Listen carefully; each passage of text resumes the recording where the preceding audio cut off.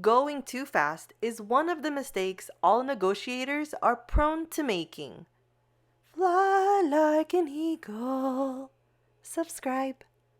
If we're too much in a hurry, people can feel as if they're not being heard, and we risk undermining the rapport and trust we've built. There's plenty of research that now validates the passage of time as one of the most important tools for a negotiator. When you slow the process down, you also calm it down. After all, if someone is talking, they're not shooting. We caught a break when the robbers started to make noise about food. Joe was going back and forth with them for a while on what they were going to have and how we were going to get it to them. It became a negotiation in and of itself. We got it all set up, prepared to send the food in on a kind of robot device because that's what this guy was comfortable with. But then he did an about face, said to forget about it, said they'd found some food inside. So it was just one brick wall after another, one smoke screen after another. It would feel to us like we were making a little progress, then this guy would take an abrupt turn or hang up on us or change his mind. Meanwhile, our investigators used the time to run the registration of every one of the dozens of vehicles found nearby on the street and managed to speak to the owners of every one of them except one. A car belonging to someone named Chris Watts. This became our one and only lead at the time, and as our endless back and forth continued on the phone, we sent a group of investigators to the address on Chris Watts' registration, where they found someone who knew Chris Watts and agreed to come down to the scene of the standoff to possibly identify him. We still didn't have a visual on the inside, so our eyewitness had to be more of an ear witness, and he was able to identify Chris Watts by his voice. We now knew more about our adversary than he thought we knew, which put us at a momentary advantage. We were putting together all the puzzle pieces, but it didn't get us any closer to our endgame, which was to determine for sure who was inside the building, to ensure the health and well-being of the hostages, and to get them all out safely. The good guys and the bad guys. The voice. After 5 hours, we were stuck, so the lieutenant in charge asked me to take over. Joe was out, I was in. Basically, it was the only strategic play at our disposal that didn't involve an escalation in force.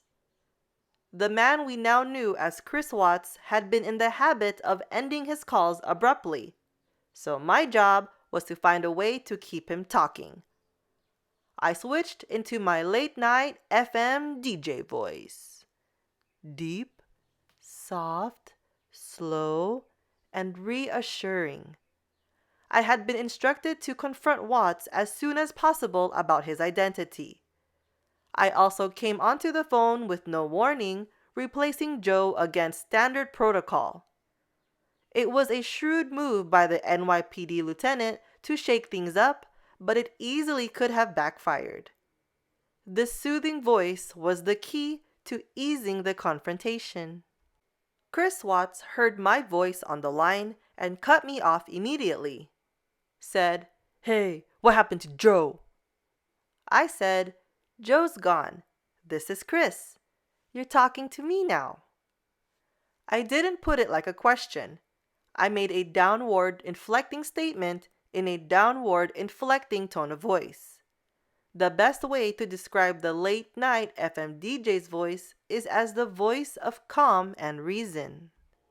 When deliberating on a negotiating strategy or approach, people tend to focus all their energies on what to say or do, but it's how we are, our general demeanor and delivery, that is both the easiest thing to enact and the most immediately effective mode of influence. Our brains don't just process and understand the actions and words of others, but their feelings and intentions too, the social meaning of their behavior and their emotions. On a mostly unconscious level, we can understand the mind of others not through any kind of thinking, but through quite literally grasping what the other is feeling. Think of it as a kind of involuntary neurological telepathy. Each of us in every given moment signaling to the world around us whether we are ready to play or fight, laugh or cry. When we radiate warmth and acceptance, conversations just seem to flow. When we enter a room with a level of comfort and enthusiasm, we attract people toward us. Smile at someone on the street, and as a reflex, they'll smile back.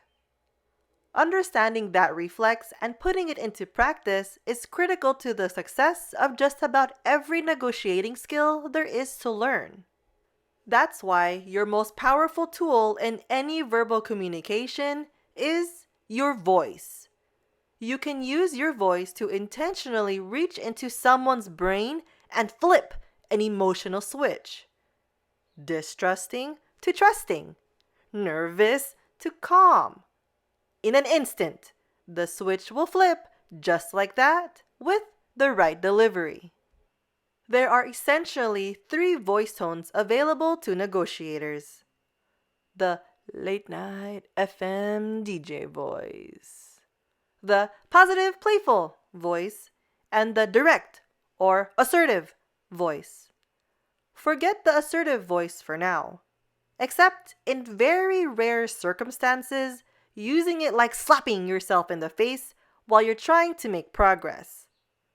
You're signaling dominance onto your counterpart, who will either aggressively or passive-aggressively push back against attempts to be controlled. Most of the time, you should be using the positive playful voice. It's the voice of an easygoing, good-natured person. Your attitude is light and encouraging. The key here is to relax and smile while you're talking. A smile, even while talking on the phone, has an impact tonally that the other person will pick up on. The effect these voices have are cross-cultural and never lost in translation. On a vacation to Turkey with his girlfriend, one of our instructors at the Black Swan group was befuddled. Not to mention a little embarrassed that his partner was repeatedly getting better deals in their backstreet haggling sessions at the spice markets in Istanbul. For the merchants in such markets throughout the Middle East, bargaining is an art form. Their emotional intelligence is finely honed, and they'll use hospitality and friendliness in a powerful way to draw you in and create reciprocity that ends in an exchange of money. But it works both ways, as our instructor discovered while observing his girlfriend in action. She approached each encounter as a fun game, so that no matter how aggressively she pushed, her smile and playful demeanor primed her merchant friends to settle on a successful outcome. When people are in a positive frame of mind, they think more quickly and are more likely to collaborate and problem solve, instead of fight and resist. It applies to the smile-er as much as to the smile-e. A smile on your face and in your voice will increase your own mental agility. Playful wasn't the move with Chris Watts. The way the late night FM DJ voice works is that when you inflect your voice in a downward way, you put it out there that you've got it covered. Talking slowly and clearly, you convey one idea. I'm in control. When you inflect in an upward way, you invite a response. Why? Because you've brought in a measure of uncertainty. You've made a statement sound like a question. You've left the door open for the other guy to take the lead. So I was careful here to be quiet, self-assured.